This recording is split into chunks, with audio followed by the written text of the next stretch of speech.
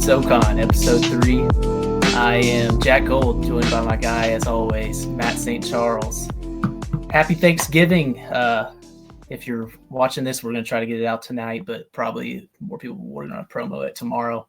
Happy Thanksgiving to those watching on Thanksgiving. Hope everyone has a good time with family, whatnot. I hope you listen to it on the drive or something like that. Matt, are you back home, Matt? No, I'm still in chat here. I'm working tomorrow morning, so yeah, I don't know if we should praise you for being a trooper and working on Thanksgiving, or if we should hate on you for like putting up with a job that makes you work Thanksgiving. I'm not sure. I asked off, and they told me basically no. So I'll still get home tomorrow night after get a good old 2-hour drive back to brutal Nashville. On Thanksgiving too. And then we'll have about 2 days, and then I'll head back to chat. Yeah. Well, I am here in Nashville. I just had the drive today from Knoxville. I went up to Knoxville, spend some time with my girlfriend's family before coming back home to Nashville. I'm going to be up here for a while. I'm actually going to cover UTC at Lipscomb coming up here. I'm going to get a credential for that, hopefully, and that should be a good one. But yeah, happy Thanksgiving, those watching. If you're new, follow us on Twitter. I'm sure that's where you got it. If you're returning, we love you. Thank you for continuing to watch and being sickos like us. We got a good episode here today. Going to talk UNCG, their big win, chat, Furman, Western, touch on Stanford, ETSU. Some good games early in the week. It's been slowed down here, and it's going to slow down over this next week during the holidays, so we don't have a ton of previews, but we're excited to talk about it. Let's start here with UNCG. UNCG, win of the year in the SoCon, presumably. Took down Arkansas, number 14 Arkansas, on the road.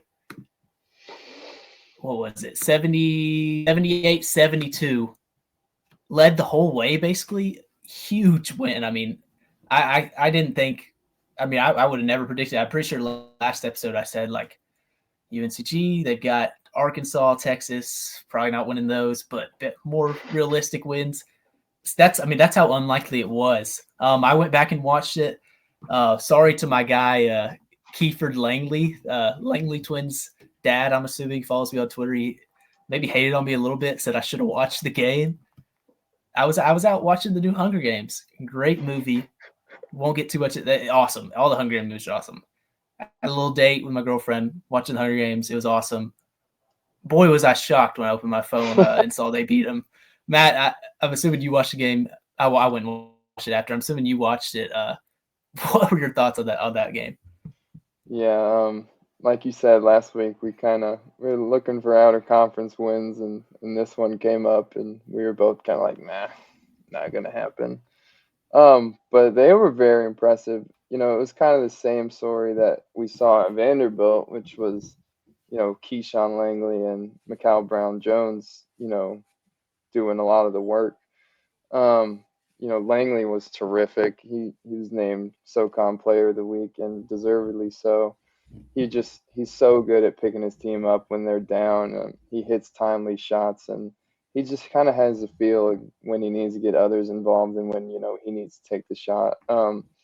They kept running this set that I just love, which big credit to Mike Jones, where they run an Iverson cut with Langley, and Brown-Jones comes over and sets the pick, and they just get into their two-man action, and Langley's just such a great decision maker. They got into a press, and I don't know if they sped Arkansas up, but Arkansas just got to settle in for threes, and they were just not falling for whatever reason that day. You know, they got some good spurt minutes here and there from their bench guys. I believe his name is Kaukanis. He's a European freshman for him. Saizanu came in and gave him some good minutes, but yeah, just a very, very impressive win for them.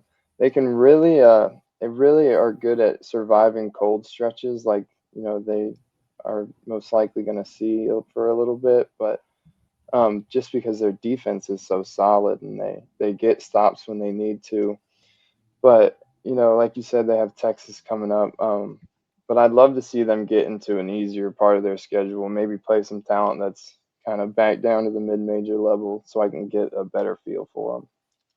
Yeah, you talk about their defense, and I had a hot take. I made a bunch of hot takes that UNCG would finish out to the top 5. I didn't really believe in that, but I thought it could happen more of a belief. I thought Chat would be good, and maybe ETSU or Wofford stepped up and took over a spot. But I was probably pretty wrong on that, just because, like you said, defense, it's always there, and that's why they were good last year. Last year, I never felt like they were on the level of Furman or Sanford, but they were always there defensively to overwhelm teams with physicality, and that's always, I think a team like Chattanooga or Furman, they really shoot the 3 ball well. That's not always going to be there, especially in Chattanooga's case. Defense is pretty much always going to be there, but they looked really good. Obviously, they wouldn't beat Arkansas every time. They're not better than Arkansas. Arkansas shot poorly.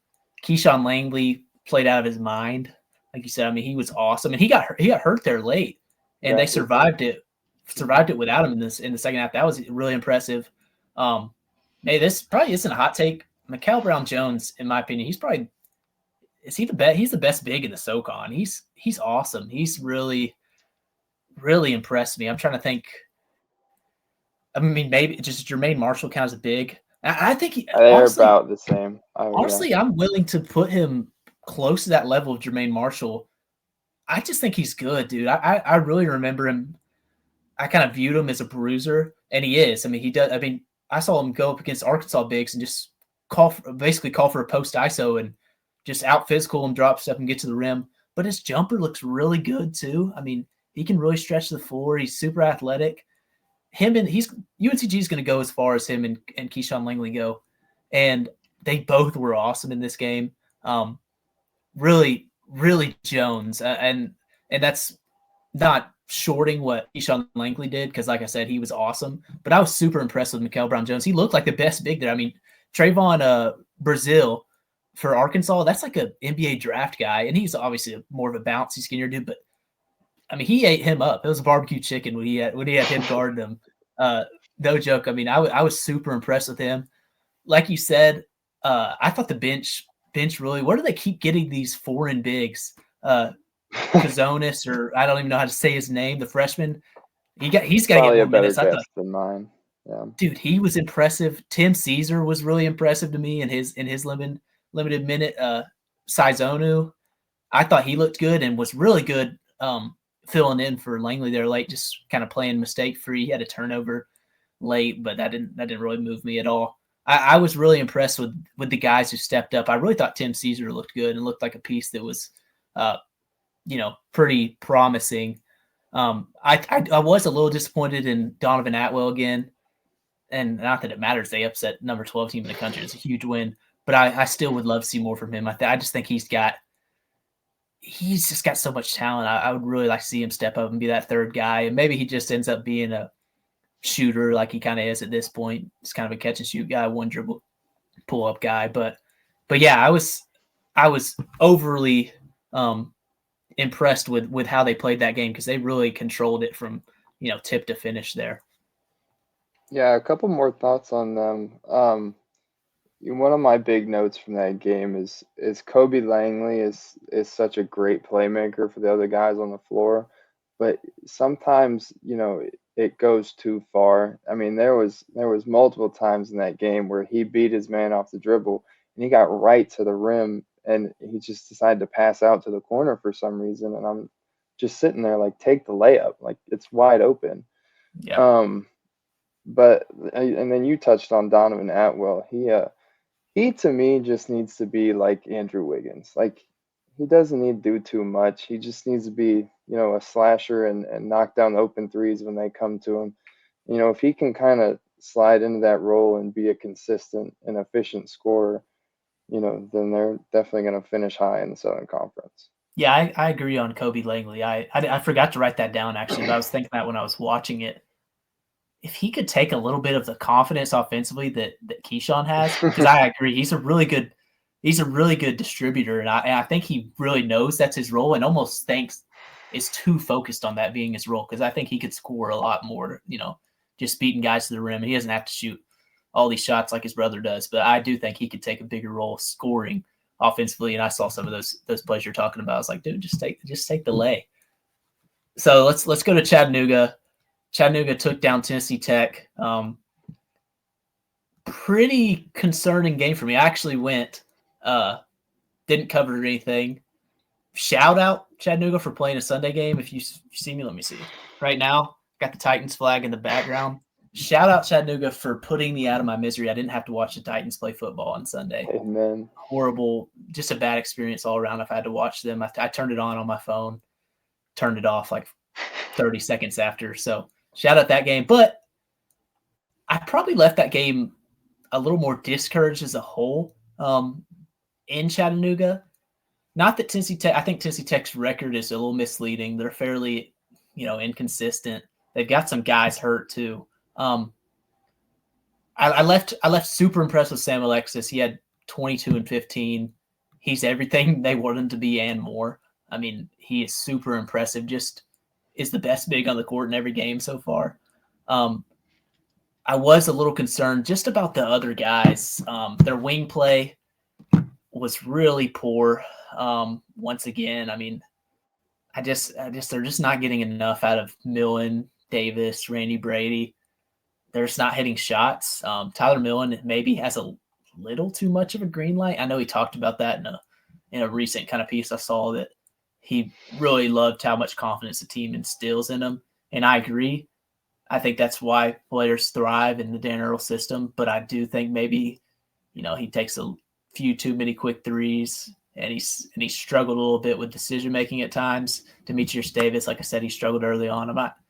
I'm slightly concerned about him. I think he can turn it around. Randy Brady, good player, limited upside, I guess, at times. The wing play was iffy. Sam Alexis was great. Jan Zedek was really good, especially when Tennessee Tech had David Craig, who's 7'3" in there, and Jan Zedek was just pulling from three. I think he's got to take a bigger role on this team, because he's kind of disappeared a few games, not done a lot, but he really, really can shoot it. And I think he's got a really underrated post game that maybe he doesn't have enough confidence in, because I see him pass out a little too much. Look to pass. He's a really good passer out of the post, but I think that's a weapon they can really use when people put these smaller fours on him. Tennessee Tech had a bunch of times where they just kind of had more physical guards, and I was like, dude, just work it down low. Did you watch any of that game? And then what were your thoughts if you did?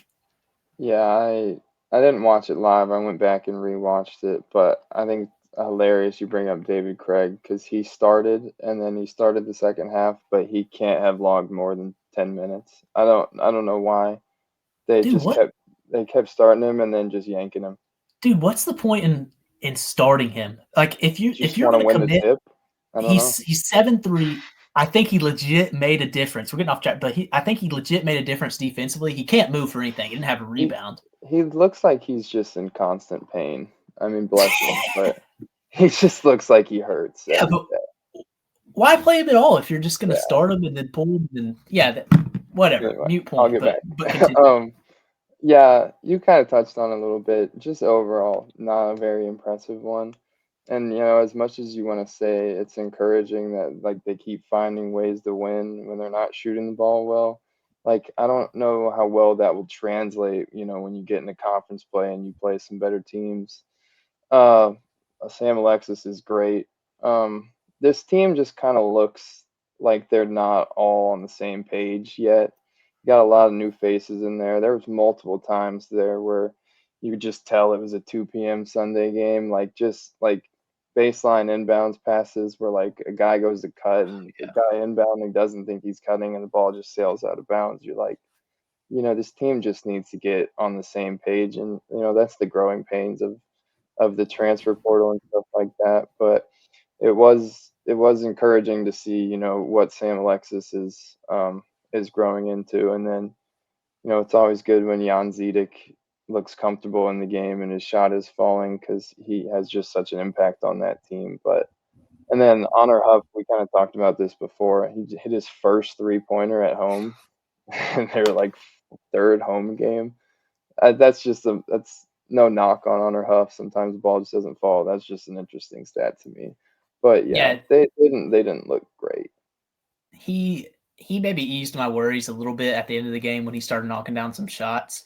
My kind of thing was, who is the guy to I struggled with this with Chattanooga's team last year when they lost Jake Stevens. It was almost like they've got a bunch of good players, but do they have somebody that, can score late? They would go on those big droughts late last year. And I was worried because Miles Che was turning the ball over. And like you said, those inbounds passes, I don't know that they were – Dan Earl I saw was pissed off at him. But I don't know that it was all his fault. They were sitting wide open in the corner, and they were so focused on running the play that they didn't even look for the ball. Whatever. But he didn't play his best game. Honor Huff, like you said, he was shooting poorly again, then really turned up at the end, really won him the game offensively there late. Sam Alexis, again, he's a difference maker on both ends. That's probably the most important thing. He's really – his athleticism and presence defensively. Apparently they rank really high defensively in the nation. I don't know that will last when you're playing 5'9" guards all the time. But I do think it really revolves around him. I'll make one more point. Rudy Fitzgibbons, he missed the game against Bellarmine. He was sick. We heard none of us recognized. I think, Matt, you said after the game, like, what does that tell us that none of us recognize he missed the game? That's probably partially right so far this year. He hasn't done a whole lot. He played 6 minutes against Tennessee Tech. I think he's got to be a guy that sees some more minutes. He shot 40% in the league, averaged 8 points a game before. Obviously on the Citadel, who's maybe not a premier team, but I think they've got to find more minutes for him. Especially right now they're running an 8-man rotation. Really, if you don't include him, they're playing Noah Melson a lot, who I think is going to be a great player in the future. He's super athletic, talented. Still has some freshman decisions out there. I've seen him shoot a few step back threes and shots probably shouldn't take, but I do like his future. But I think he probably needs to. I don't know if take a back seat to Fitzgibbons, because I really like his potential, and I think Melson at the end of the day is probably like the better college basketball player one day. But I think Fitzgibbons has got to take a bigger role on this team and just give him some minutes, knock down some threes. I'm just not sure. I just don't feel like a guy that's averaged 8 points a game in the SoCon can't help. I have a hard time with that, even if they already have Honor Huff and Miles Che and, some of those guys. Yeah, Fitzgibbons to me, and like you said, what is it, like what I said about what does it say that we didn't notice that he didn't play that game? He's kind of like, his vibe to me is kind of like an NFL cornerback, where like it's kind of good if the announcers don't say your name because you're not getting burnt. So I mean, he's such a smart player. He takes care of the basketball. So like, maybe it's a good thing that like we're not out there saying that he didn't play and like he would have turned the ball over or anything like that. But I definitely would like to see him get some more minutes because, like you said, he's contributed in this league, and I think he's a good fit for this Chattanooga team and can contribute there too. Yeah, to a lesser extent, kind of like Garrett Hicks at Stanford, who I think he's probably a better player, but you've got to play guys that have produced before. Let's move on to Furman. Furman, big tournament this past weekend, played Liberty, Coastal Carolina, Wyoming. Lost to Liberty 88-74, beat Coastal Carolina 89-80, and lost to Wyoming 78-71. Wyoming game was bad, but I don't take a lot from it because it was a 10:30 a.m. Sunday game. Are you kidding me? Who made that? That is the worst thing ever. I got home from church that morning and I was like, are we serious? They're at the end of the game. I watched the whole most of the second half. I was like, what are we doing? And they looked really poor. That's Eastern time too. So if you were watching from Nashville, it's like a NFL London game basically. For real. So let's talk a little bit about the positives and negatives from that tournament there. I will say my first one, Marcus Foster might be the guy. Dude, he's looked really great. He didn't play great down the stretch against Wyoming, but again, that game doesn't count in my book actually, just because it's a dumb time. In 4 days. Yeah, third game in 3 days at 10 a.m. on a Sunday. Come on, but he might be the guy. He really impressed me. He had 30 twice, I believe. Scored 20 or 18 the last game. What were your thoughts on him on the weekend, Matt? Yeah, I've seen a lot of improvement from Marcus Foster. From last season. Just number one as a shooter. I mean, he looks so much more confident as a shooter, and every time he's open, he's letting it fly, and he's making them at a high clip. He's a very smart player. I could see him just playing at his own pace, and the commentators kept saying he's he's so smart with his body, like he can be big and physical with you while not like putting himself in a position where you can draw a charge. He's so good about using his strength and getting to his spots, and he doesn't leave points on the table. Like if he has an open shot, he's gonna hit it. So I was very impressed with Marcus Foster. Yeah, so let me touch on this too. Another one of my hot takes: Carter Witt breakout. Carter Witt looked good in Game 2 against Coastal Carolina. Had 20 points. It hasn't broke out or anything. I'm not victory lapping that, but I think that's the best version of Furman is him. Playing well, playing confident, really shooting it confidently. And part of what I think is I think they just got to roll with them. Like you said earlier in one of the earlier episodes, you kind of think one of their better lineups is with him, Smith, and McNeese in there. And I think Smith didn't play great in the tournament, but I think he probably, I mean, at the end of the day, he's a pretty good player. He'll have to play some, but I almost think you got to ride with Carter Witt, and you can't keep pulling him when he plays bad and stuff like that. I think he had 8 to 18 minutes in one of the games. He's almost a guy that, when he's confident hitting shots, he's such a weapon for you. You kind of got to ride with that a little bit like Chattanooga does with Honor Huff. The other night he had 5 turnovers, but you're still keeping him in the game. He's not playing because what he can bring when he's feeling it. I think a little bit Carter Witt's got to roll with him. I don't know. I just think he's got skill. Maybe he makes some bonehead plays sometimes, takes some bad shots, but he's a guy I would like to see him play. Yeah, watching that game, he missed his first few shots, and one of the announcers was like, "Yeah, Carter Witt just looks uncomfortable out there," and you got to think he made one, and they were like, "Well, you got to think that he's not questioning his pick to go to Furman anymore. That's got to be validation for him." And I was like, he's not played well through 4 games. Let the dude settle in a little bit. But yeah, he needs. Yeah, and I say all that. He played 28 minutes the last 2 games, which I think is good. But him going 19 minutes against Belmont, 21 against Liberty, I don't think that's enough for a player that's got the skill that he has. Again, the Liberty game I don't take a lot from either because. I do it to a point, but Liberty's good, dude. They're 5-0 now. They won every game in that tournament. They looked really good. I was very intrigued. Now they didn't have Alex Williams still, who I think he could be their 3rd best player legitimately when he gets back. Definitely probably one of their top 5 players. Ben Vanderwall didn't play Game 2 against Coastal when they won. I don't know what the deal was. First game. Okay. Well, okay. So I didn't watch. Yeah, so Williams and Huey were hurt before the first game, so Vanderwall started, and then Vanderwall went in there and got hurt in the first game, and then I think they started Cooper Bowser in the second game. Yes. So what I found really interesting was, I believe it was against Wyoming, Cooper Bowser was playing over Garrett Heen late. I like Cooper Bowser a lot, and I found that interesting because I think Garrett Heen's played all right this year. I've never been the biggest Garrett Heen guy just because I think he can play more physical, more assertive. He has shot it better at times this year. But I'm really intrigued with Cooper Bowser. He still looks young at times, makes some mistakes, but he is so athletic and big dude. I feel like he can really bring, not necessarily, he's not going to be Jalen Slauson just because Jalen Slauson was there, 4 or 5 years, whatever. And, at this point, Bowser's not going to be that. But his athleticism and the ability to kind of vertically stretch the floor on offense and then on defense, provide some rim protection. It really impressed me, and I did find it really interesting that he he closed the game over Heen. Like, I had me going out on my phone and looking like, oh, is Heen fouled out? I was really confused, but he wasn't. Did you have any thoughts on the big situation there?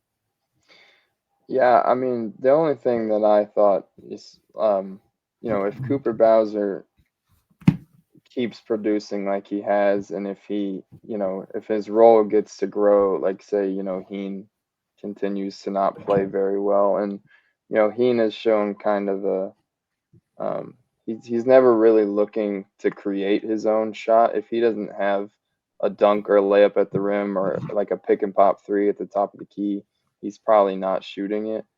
Don't mean to go off on Garrett Heen there, but Cooper Bowser is certainly a good replacement to step in. But at the end of the day, he might just get buried behind Huey and Alex Williams and Vanderwall and all those guys. So he may just be very good situationally, like if they need someone to come in and guard a Sam Alexis or some other big bigs in the SoCon, Cooper Bowser could give that to them. For sure. That's definitely a luxury. Let me rant real quick too. There we go.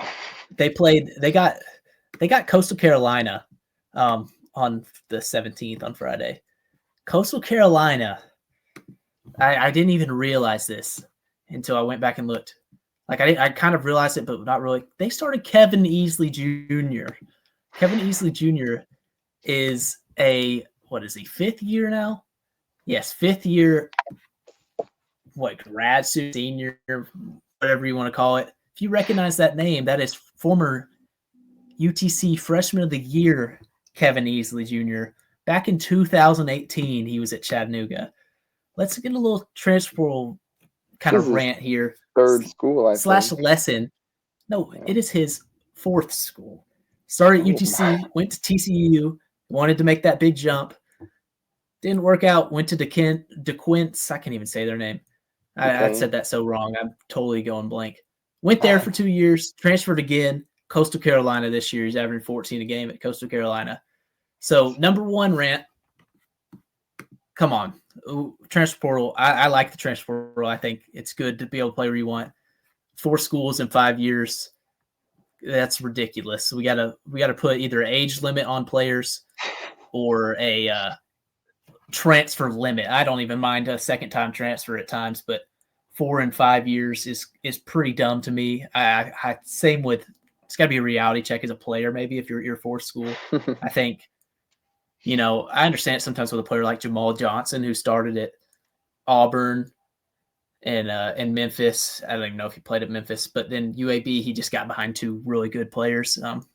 When Joey Walker and Eric Gaines, and then Chattanooga, he finally worked out there. But then like a player like, I can think another Chattanooga, Christian Corsalt. He is at Kansas City this year. Christian Corsalt, that's an even better one. He was at Nevada, then JUCO, then Houston Christian, then Chattanooga, and now he's at Kansas City. That's 5 in 5 years, dude. And I actually, Christian Corsalt, shout out him, good dude, certified good dude. Lived in my apartment last year. I talked to him multiple times in the elevator and stuff. Like, that's a good dude. But from a basketball perspective, dude, 5 in 5 years and easily 4 in 5 years, players like that, there's a problem there with the transfer portal. And maybe it's not the school that's the problem as a player. And once you get to that point, and a second lesson, grass isn't always greener. Jackson Pavletsky barely is playing at Iowa State. And I thought he makes sense to transfer when they're losing their coach. But maybe it's not always greener. He could have. Right. I mean, Jackson Pavletsky's probably the preseason player of the year if he stays. Or he's definitely in consideration if he stays at Wofford and plays another year. I've been shocked he's barely playing at all at Iowa State. I thought he would fill in, wherever he went. He'd go to a school with, grass isn't always greener where you go. That's my second point there. Some players need to realize that jumping up to bigger schools doesn't always work out how they like it. Let's go to Western Carolina. Sorry, get off my soapbox there. I have 2 more thoughts on Furman. Okay. Not anything to do with the X's and O's basketball. Okay. The first one, I would love to see a Furman broadcast where they don't show you the shot from the Virginia game. Just one. Dude, yes. That's I a would great love point. for them to just. I'm not trying to be a hater. It's a great moment. Let's move past it. True. Let's, you know, Old what are team, we move doing past it. this year? Not on the same level, but Mike Bothwell has been in every game. I know he was playing in Israel and everything going on there, but like he's traveling with the team. Like he was in Coastal Carolina with the team. So I don't know if he's back in some kind of interim coaching role or what it is, but I'm very interested to find out what that is. Dude, yeah, shout out Mike Bothwell. He followed the pod the other day. We need to get him on for episode in the future. I want to get some guys on, former guys and even current guys on. We need Maybe to he get can him on. clarify what's happening. Yeah, yeah, for sure. Yeah, all right, we'll go to Western Carolina. Big win over McNeese State, 76-74. Vontarius Woolbright with a big shot at the end. Almost knew it was going in. Could not stop Shahada Wells. Played all 40 minutes, 37 points. That dude was awesome that game for McNeese. That's a huge win. Like I said, previous episode, McNeese State will win their conference. Maybe by a landslide. It'll be really good. I'll let you start it off. What were your thoughts on that game, on Western as a whole? Yeah, I mean, obviously the story in that one was Shahada Wells. One of my notes says if Shahada Wells, if he gets a breather, say he gets a breather before the under 4 minute timeout, maybe he gets his legs back under him. He went kind of quiet there for a little bit. Maybe that ends up being a different game. I don't know. Secondly, I think it's about time you apologize for the Russell Jones Jr. slander. I think he's a dog. Let me read you off my notes here. So I wrote Western keeps winning. I've got Woolbright, great as always. We'll touch on that. My number 2 note here, this is word for word. Russell Jones Jr., I'm sorry. I promise you, we haven't even talked about this. I promise you that's what I have. I'll go right now. Good. I thought Kamar Robertson was a big get because I've never been a Russell Jones Jr. believer. Not that I just think limited size-wise. He's obviously a great defender still at his size. But I haven't felt like he is, he's not like an Honor Huff level of offensive player, or he hasn't been in the past. Like where it's just, dude, if he keeps shooting like this and playing like this offensively while already being a defensive player, dude, he's awesome. I mean, he's really looked really good. I've been super impressed with him. Yeah, and that's hilarious you say that because I have word for word, I'm sorry to him because he has looked so good. I actually told a guy, a Vandy guy, because they play Vandy soon, and that's a winnable game maybe. I was kind of giving a scouting report type thing on Western, and this was before the year, and asked me about Russell Jones Jr. And I was like, if he plays a lot against Vandy, it's probably a good thing for Vandy. Just because I wasn't a believer in his size, just at that level. Not that he's not a good college player, but he's really stepped it up this year. He was already a good player, but I think he's looked awesome this year. And you're right. I'm sorry to the whole Jones family, Russell especially. Sorry for any level of doubt that I had so far this year. What else you got? So obviously Russell, I've always loved you. Keep that in mind if you're listening. I also continue to love DJ Campbell. I mean that dude. Yeah. He finds some way in every single game to make an impact. Whether his shot is falling or not, he's just everywhere. Last thing, I love Justin Gray.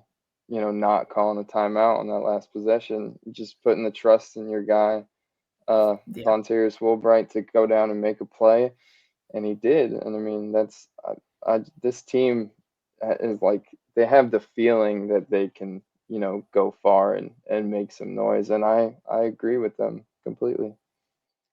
Yeah, I like that too. I think Woolbright, that's his best thing is just slowly working down into the paint and either getting fouled or scoring. I think one day that might come back to bite him if teams really zero in on that and figure out how to stop that. But he's so good at that and then distributing out of that. My other thoughts, Cornelius Williams needs to start over Lampton. I was fairly unimpressed with Lampton. I kind of think I liked him early, and I still think he's got some potential and definitely can fill some minutes as a big guy. He just looks lost at times out there. Just kind of one of those a little bit uncoordinated maybe. that's a guy that got to develop still. I think Williams, his just fluidity to a point and athleticism, I think he can be a good player, especially he just can move better than Lampton. Lampton's a bigger body. I think he can move better. Is somewhat more comfortable. They like to, all of basketball loves to play their bigs, handing it off at the high post and stuff like that, moving around like that. I think Williams looks better in that role to me. He can block some shots defensively. I think at the end of the day, or at least this year and in the future too, I think he's just the guy. He needs to become the guy. And he was playing late for him. He closed the game. So, and at the end of the day, that's all that really matters is who's closing the game. But I think he's got to be the guy. Secondly, I think Bernard Pilot, he barely played. He's got to play more. I think he's a good player, especially his floor spacing. I was surprised. He barely played, but he had 2 insane dunks in the first half that I was like, this guy needs to be on the floor more often. Yeah, well, I mean, I was really confused why he wasn't playing more. I almost think he's a guy that could vie for a starting spot at some point. And I guess I say that I guess not because Campbell's been so good, and you're not going to bench Jackson or Woolbright or Jones with how they're playing.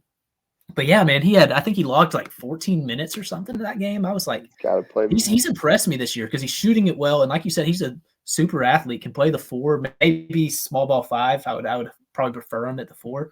But yeah, he's impressed me. And I was shocked that he didn't play more.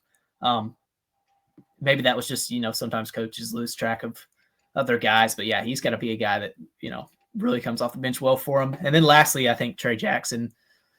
Thank you, Trey Jackson, for figuring out how to shoot again, because you were starting to worry me about my hype for you preseason because he shot well and again. So that's not really a big story. We knew that was going to happen at some point. But yeah, one note on Trey Jackson really quick is he went 5 for 10 and he shot 10 times from behind the arc.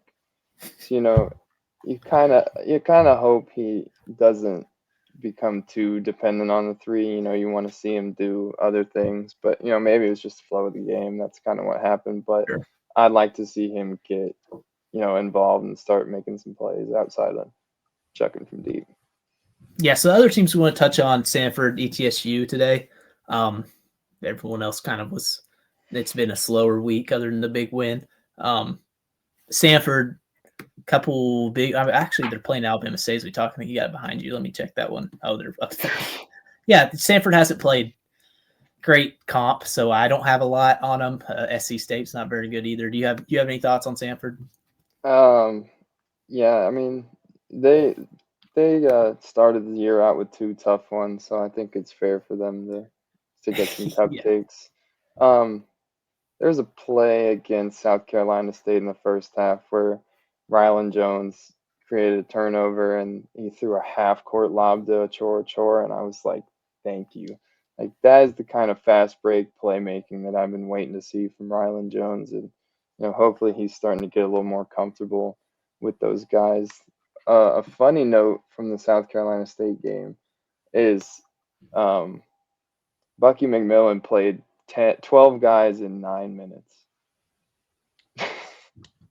Dude, he's got he emptied the bench except for Zach Loveday, who didn't play until the end of the first half. Dude, he's got to figure out something, bro. With that, I mean, you can just tell though in like the flow of the game that he's looking for.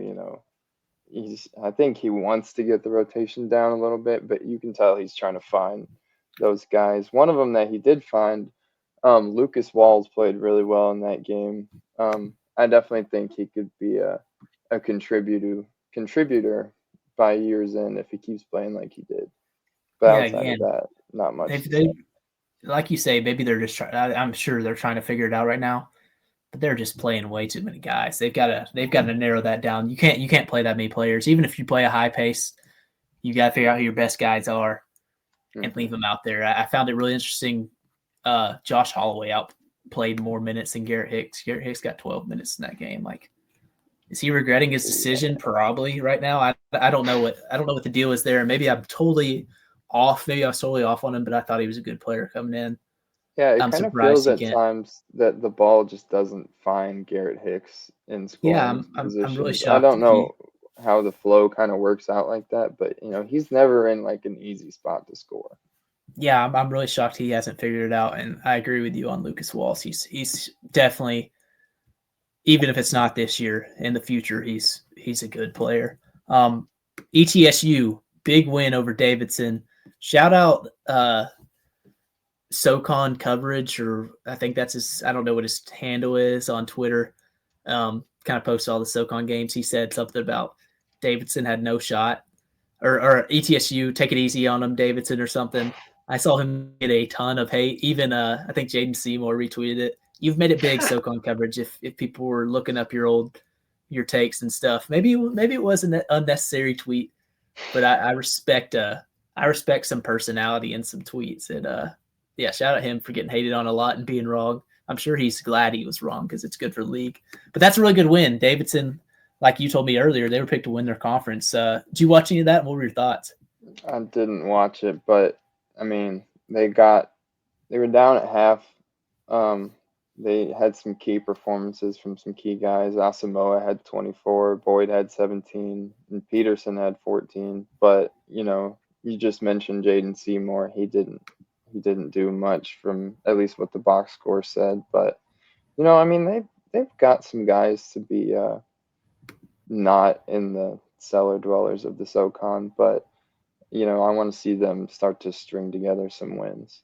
Yeah, they're more of a future program, in my opinion. I think Brooks Savage probably needs a few years to get them on track, but that's a big win over a good team. They lost. I'm looking right now. They lost to Cleveland State tonight.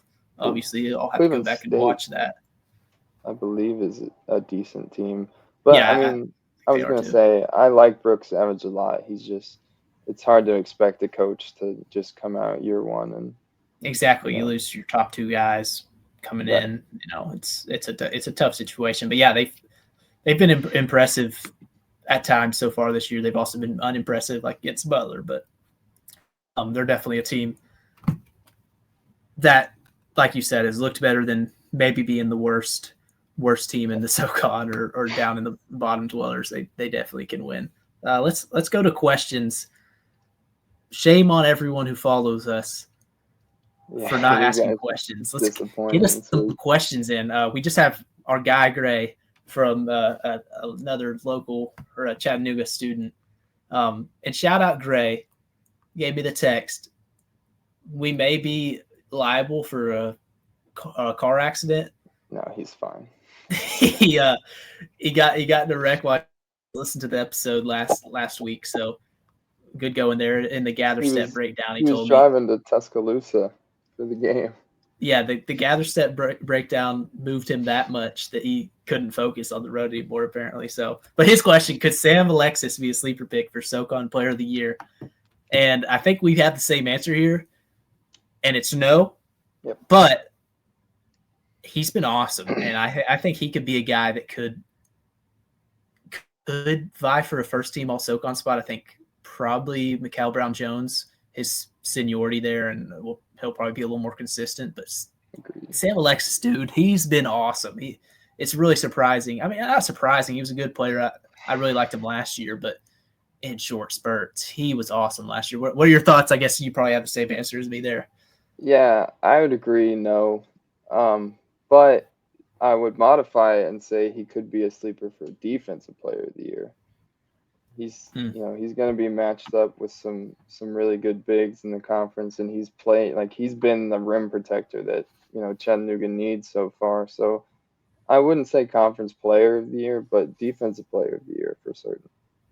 Yeah, for sure. That's a really good point. He's been dominant defensively, blocking a lot of shots. Really impressing me his jump, because both offensively and defensively, because he was a guy who I liked at times last year when Jake Stevens was out. But once Jake Stevens got back, no offense to him, I didn't want to see him on the court because Jake was that good. But also he still made some freshman mistakes and still growing into his body. But yeah, he's looked really good. I think that's it. Let me check, make sure that's all I got for today. Oh, one last thing. You go. Yeah, you touch on what else you got. I just have a few notes of our other teams just to show them some. Citadel, they found a couple scorers in Elijah Morgan and AJ Smith who, been getting buckets over there for them. They beat North Greenville, who was, kind of in the game with Furman. And then they come out against Idaho State, and they scored 13 points in the first half. So, really up and down for them over at the Campbell Classic. My notes for Mercer against Alabama, it just says ouch, and that it was not a good week for the SoCon against the Crimson Tide. Wofford's about what I expected against Virginia Tech. Tough schedule. Dylan Bailey is, kind of a bright spot for them. He's played really well. Yeah, and then VMI, Brennan Watkins comes out against South Dakota and scores 27, and they shot 47% from the floor. And then they come out against Northern Arizona, and Brennan Watkins scores 3, and they shoot 15% from behind the arc. So they are now 1-4. But, maybe they have some guys that could do some stuff. But they gotta shoot hot every game basically, and that's a hard thing to do. That's about it for our others. Yep. Four teams. Yeah, so that's it for me. Final note, I made a tweet about this. It's not UT Chattanooga or UTC. Shout out GoMox on Twitter or GoMox MBB, my guy over there, Corey. He backed me up on that, and I got a lot of love for that take. Apparently, that's just always bothered me when people say that. But shout out them. Shout out everyone who backed me up. Anyone who has called Chattanooga UT Chattanooga or Tennessee-Chattanooga, you're wrong. Stop it. Nobody calls them that. We're not like, I say we. I go to school here. Like, nobody calls it that. Don't call it that. That's all I got for that rant. So that's it for today. We appreciate y'all tuning in, whether it's on Thanksgiving or after. We'll be back next week. Another good episode. Hopefully things will speed up here. We're, not a big week. We had some big wins, but it's really slowing down right here. Not a lot to preview. So, watch on YouTube, Twitter. We'll post everything. Follow us there. Ask questions, please. That's a fun part, so we don't have to spend as much time on everything else. And we appreciate you guys tuning in today.